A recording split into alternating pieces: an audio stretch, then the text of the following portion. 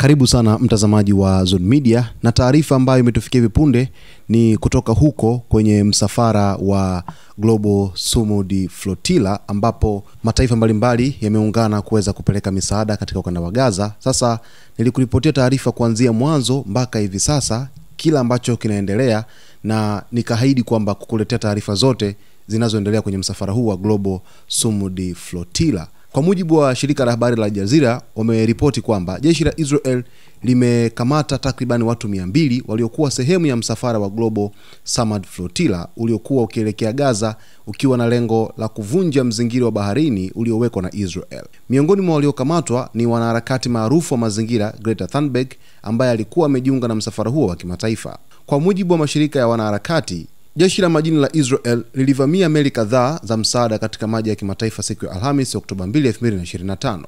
Askari wa Israel walipanda meli hizo kwa nguvu, wakazuia mawasiliano na kuwalazimisha abiria wote kujisalimisha. Picha mjongeo na picha mnato zinaonyesha moja kwa moja wanajeshi wakiwaelekezea silaha wanaharakati waliokuwa wamevaa maboya ya kujiokoa.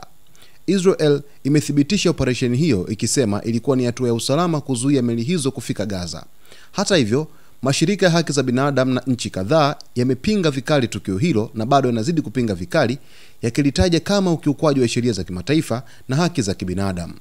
Wanaharakati wamedai kuwa walikuwa wakibeba misaada ya kibinadamu pekee, ukiwemo chakula na dawa, na kwa ajili ya raia wa Gaza wanaokumbwa na hali mbaya ya kibinadamu. Taarifa za awali zinaonyesha kuwa baadhi ya waliokamatwa wanaweza kushtakiwa na Israel, huku wengine wakitarajiwa kurejeshwa katika mataifa yao. Hatua hiyo imezua hasira kubwa na mjadala mkubwa duniani, huku wito ukitolewa kwa Israel kuachia mara moja wanaharakati na kuruhusu misaada kuingia Gaza.